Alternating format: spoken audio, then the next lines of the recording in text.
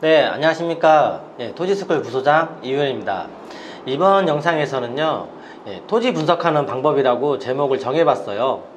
우리가 이제 토지 재테크, 토지 투자를 할 때 과연 이 토지가 정말 좋은 것인가 아니면 아닌 것인가를 선별하는 때 어떤 방법으로 해야 되는지 고민을 많이 하시는 것 같아서요. 우리가 하나씩 보면서 이 요건에 맞으면 이 토지는 괜찮은 거구나, 투자 가치성이 있구나, 이렇게 생각하시면 좋을 것 같습니다.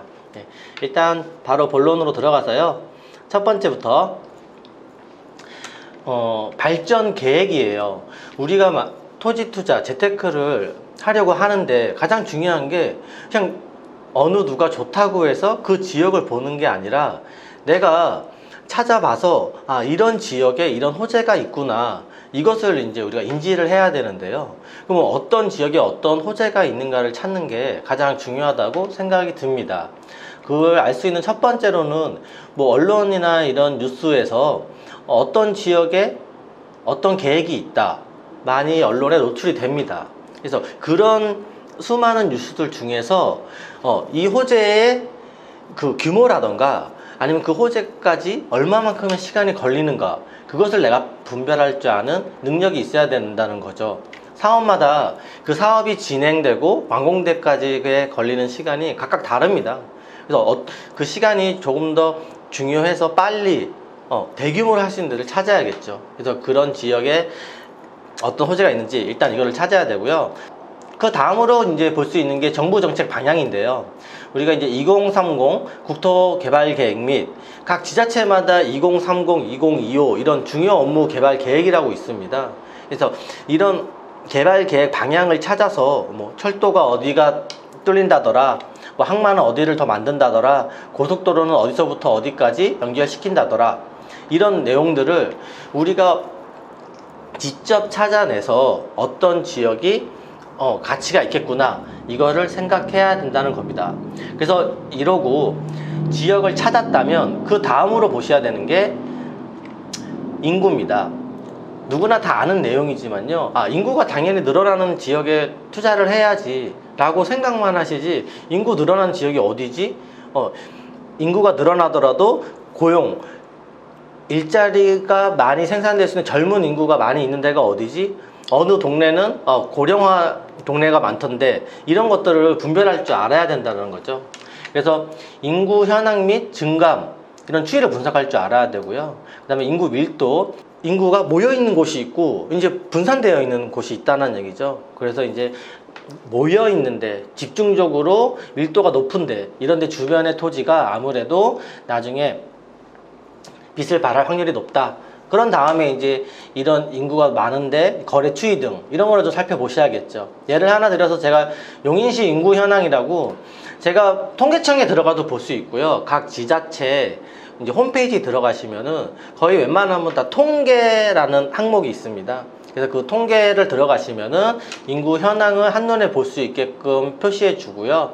그 다음에 엑셀 파일로도 각각 무슨 면에 인구가 몇십 대가 늘었다 줄었다 라는 것까지 자세하게 나오니까요. 한 번쯤은 내가 아까 첫 번째에서 지역을 찾았다면 그 지역의 인구 현황 정도는 파악해 보시는 것이 중요하다고 생각이 됩니다.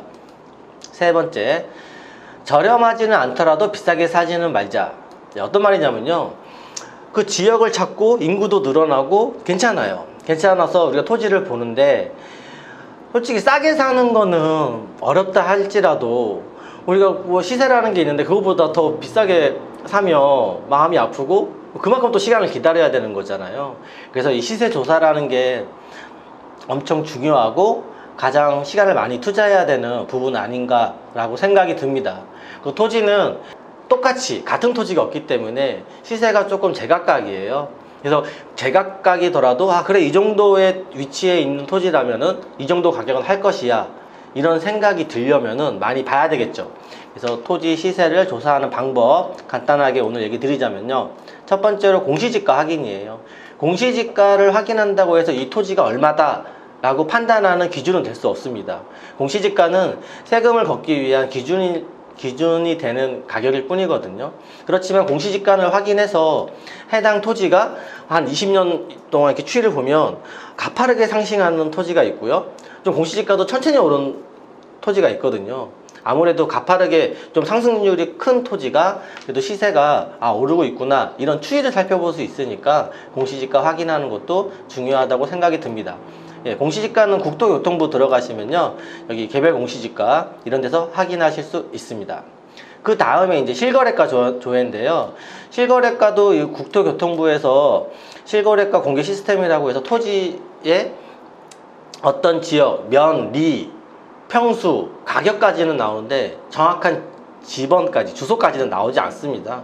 그래도 해당 지역의 몇 평 정도가 용도는 알 수 있거든요. 뭐 관리지역이라든지 주거지역이라든지, 그래서 이 정도만 조회를 해보셔도 나랑 비슷한 토지가 이 정도 가격대에 거래가 되는구나 라는 정도를 이해하실 수 있을 겁니다.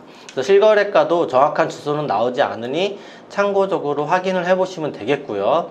그 다음에 이제 더 보셔야 되는 게 밸류맵이라고, 이제 포털 사이트에 밸류맵이라 검색하시면은 밑에 이렇게 사진처럼 각각의 토지가 몇 년도에 얼마에 거래됐던 것이 나옵니다. 예.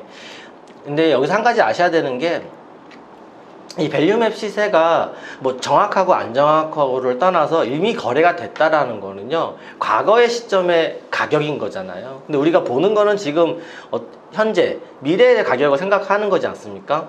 그렇기 때문에 가격이 다소 높더라도 우리는 이제 벌써 과거에 지난 현재에 있는 시점이니까 가격이 뭐 조금 비싸더라도 어느 정도는 내가 감안할 수 있으면, 좋은 토지라면 매매할 수 있는 그런 마음도 필요할 것 같습니다. 근데 이런 거를 이제 비교해봐서 너무 비싸면 조금 이제 투자에 대한 고민을 해봐야 되겠죠. 그 다음에 이제 또 확인해 보셔야 되는 게 경공매 물건의 낙찰가를 확인하는 거예요. 그래서 대법원 경매 사이트 들어가시면요, 이 해당 지역에 얼마에 낙찰됐는가, 그럼 사람들이 이 지역에는 어느 정도의 관심을 보이고 있구나, 이런 게 느껴질 수 있단 말이죠. 그래서 이런 것까지 확인을 하면 더 시세 조사하는데 도움이 될 것 같습니다. 그리고 이제 마지막으로 이제 현지 부동산에 직접 가보시는 거죠. 직접 가보시고 얘기를 해보시면은 대략적으로 이 동네에 물건이 어느 정도 하겠다, 지금 거래가 어떻게 되고 있구나, 현지 사정을 가장 잘 아시는 부동산 사장님 말에 얘기를 들을 수 있으니까 내가 이 동네 가격을 측정하는 데는 확실히 도움이 될 거예요. 그래서 좀 방문하기가 힘드신 곳은 꼭 전화라도 해보시는 걸 추천드리겠습니다. 제가 시세 조사하는 방법 지금 5가지 얘기 드렸는데 이걸 다 해보셔야 돼요. 다 해보지 않고 이 동네가 비싸냐 싸냐를 논하기에는 좀 어려움이 있는 것 같습니다. 이 다음으로 4번째, 등기부 등본 조사라고 해놨습니다. 그래서 첫 번째 지역을 선점하고 인구 현황을 본 다음에 시세까지 조사를 한 다음에는요, 이제 토지를 보는 거예요. 실질적인 토지를. 그럼 토지를 봤을 때 등기부 등본 이런 서류들을 확인을 해야 한다는 거죠. 그래서 이 토지에 근저당 대출이 얼마 되어 있는지, 대출이 있는지 없는지, 그래서 물건이 어떻게 나왔는지, 이런 등기부 등본을 잘 보다 보면은 이렇게 좀 보일 때가 있거든요. 예를 들어서 근저당 대출이 많이 되어 있어요. 그럼 이분이 이 토지로 인해서 돈을 많이 빌려 쓰다 보니까 그것을 이제 변제하기 위해서 토지가 나왔는 경우도 있고요. 그 다음에 등기부 등본을 보다 보면은 자녀분들이 이제 상속받고 이런 토지들도 있습니다.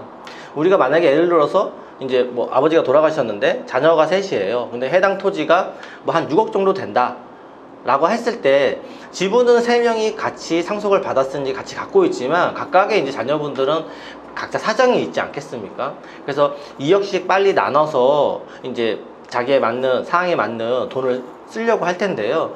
그러다 보면은 이제 형제분들이 빨리 금매로 처리하자, 우리가 지금 시세대로 6억이 팔려면 시간이 좀 걸릴 수도 있으니까 좀 빨리 처리해서 각자 돈을 나누자, 개인적으로. 그래서 이런 경우들이 좀 금매로 가격이 저렴하게 나올 때가 있으니까요. 그래서 등기부 등본 이때 조사를 하는 거지, 뭐 처음부터 등기부 등본만 뭐 열심히 보고 이런 권리관계만 조사한다는 게 꼭 다 능사는 아니다라는 거 얘기 드리고 싶습니다. 그래서 이런 서류적인 분석까지 확인을 해 주셔야 되고요. 이 다음에 이제 볼 수 있는 게 위치죠. 땅의 희비는 위치가 결정한다. 같은 동네에서도 위치에 따라서 가격은 천차만별 제가 이렇게 얘기해놨는데요. 제가 이제 서울세정 고속도로에서 안성 쪽에 있는 안성 맞춤 나들목, 여기 이제 IC인데요. IC가 생긴다라고 우리가 알고 있어요. 이 보계면 쪽에 알고 있다 하더라도 IC 타고 올라가는 곳이 이쪽인지 이 남쪽인지 어딘가 위치는 IC에서 위치는 직선거리로 다 뭐 한 500m 안쪽에 있어 좋다고 하지만 어디는 정문 쪽이 될 것이고 어디는 후면 쪽이 될 것이라는 얘기죠. 그래서 토지는 같은 동네에 있더라도 위치에 따라서 가격 차이가 천차만별이에요. 토지를 보실 때 위치가 가장 중요한 거니까 꼭 확인해 보시기 바라겠습니다. 예. 그 다음에 이제 세부적인 건데요. 그 다음에는 이제 용도죠. 용도를 우리가 보는 이유는요. 토지가 같은 곳에 있더라도 어떤 토지는 주거지역이고 어떤 토지는 녹지지역이라고 했을 때 주거지역과 녹지지역의 건폐율 차이는 40%거든요. 주거지역이 60%고 녹지지역이 20%니까 이제 차이가 40% 나는 거예요. 예. 관리지역이라고 하더라도 계획관리지역은 40%, 생산관리지역은 20%. 같은 토지, 평수가 같은 토지가 있더라도 이렇게 지을 수 있는 그 건물의 면적이 용도 지역에 따라 차이가 많이 난다라는 거죠. 그래서 비도시 지역에는 계획관리 지역이 가장 좋고요. 예, 건물을 지을 수 있는 다양성도 가장 많기 때문에 예, 도시 지역에서는 이제 주거지, 상업지 빼면 녹지 지역은 다 20%라는 거. 그래서 이런 기본적인 사항들을 익히고 계셔야 되는 거예요. 그래서 토지를 볼 때 이런 호재가 있는 지역이고 인구 밀도가 어떻게 되고 위치는 어디며 용도는 이러니까 이 땅이 좋겠다, 어떠사성이 있겠다 없겠다 이것을 판단해야 된다는 얘기입니다. 용도 다음으로 보셔야 되는 게 지목이죠. 기본 중에 기본이라고 할 수 있습니다. 예. 지목은 28가지가 있는데 이 지목이 어떻게 돼 있다 하더라도 시세가 저렴하고 위치가 좋고 용도가 좋으면 딱 지목은 그렇게 이것을 중요시하게 봐야 될 사항은 아니에요. 예. 농지다 하면은 내가 전용을 통해서 다른 것도 바꿀 수 있는 거고요. 그 임야라도 하더라도 임야도 이제 개발 행위를 통해서 다른 용도로 바꿀 수 있는 거잖아요. 지목에 중요성이 없다고 얘기 드리는 게 아니라 그 지목에는 그렇게 크게 상관하시는 것보다는 앞서 말씀드렸던 이런 것들이 더 중요하다. 그래서 그런 것들을 보고 내가 농지라면은 이거를 전용했을 때, 대지로 만들었을 때 그에 따른 부대 비용 정도를 인지하면 되시고요. 임야도 마찬가지고요. 농지와 임야가 대지가 됐을 때 다른 용도로 다른 지목으로 변했을 때 각각 들어가는 비용이 다른 거. 그래서 그 정도 계산은 할 줄 아셔야 되는 게 필요한 것 같습니다. 그 다음으로 제가 마지막에 하나 뽑은 게 도로예요. 예. 여기 보시면 길은 길인데 사용하지 못하는 길도 있다 라고 이제 해놨는데요. 토지를 보러 갔는데 길도 잘 닦여 있어요. 토지도 딱 붙어 있고 여기 주변에 건물도 많이 지어져 있고 이 정도 토지면 좋겠다 라고 많이들 생각하시거든요. 근데 도로가 있다고 해서 전부 다 건축을 할 수 있는 게 아니고요. 도로만큼 중요한 게 배수로입니다. 예, 배수로는 게 물길인데요. 해당 토지에 이제 배수로 관로, 오물이나 이런 거를 이제 흘려보내야 되잖아요. 그런 이제 배수로 시설이 있다던가 아니면 국어가 있어서 물을 흘려보낼 수 있다던가 내 토지에 그게 있어야지 건축 행위가 가능하고요. 만약에 내 토지가 없어서 옆 토지를 통해서 빼야 된다, 물을 빼야 된다 라고 하면 그 옆 토지에다가 이 배수로 관로 이런 묻는 사용 승낙서를 받으셔야 돼요. 근데 만약에 옆 토지가 무조건 해준다는 보장은 없거든요. 그럼 이게 만약에 안 된다라면은 길이 있더라도 맹지나 마찬가지인 거예요. 그래서 이 배수로 부분은 토지를 많이 안 보셨으면 간과하고 지나치게 되는 경우가 많이 있는데요. 꼭 이 배수로 꼭 확인하셔서 내가 건축할 때는 이게 중요하다 라는 점을 말씀드리고 싶어요. 그래서 오늘 영상 제가 요약해서 말씀드리면요, 첫 번째는 어떤 지역에 호재가 있는지 내가 찾을 줄 알아야 되는 거고요.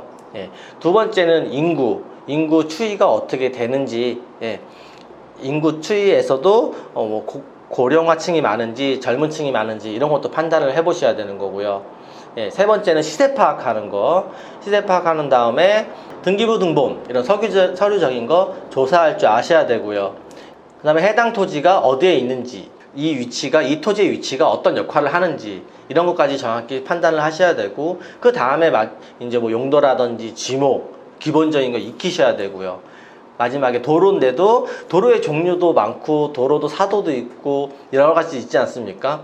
예, 저희 토지수급 영상에서 소장님이 도로에 대해서 자세하게 말씀해 주신 영상도 있는데요. 그런 영상 한번 보시고 도로 한번 확인해 보시고요. 그 다음에 마지막으로 이제 배수로까지, 이런 점들까지 제가 짧게나마 오늘 8가지라고 했는데, 이런 8가지 정도 확인하셔야, 기본적으로 이건 기본입니다. 이 정도 하셔야 좋은 땅을 고를 수 있는 방법이지, 네, 이런 것들을 하나하나 실행하지 못하고 뭐 타인의 말만 듣는다거나 내가 이런 몇 가지 방법 중에서 몇 가지를 빼놓고 본다던가 이렇게 돼서 나중에 후회하지 않는 토지 투자가 되었으면 합니다.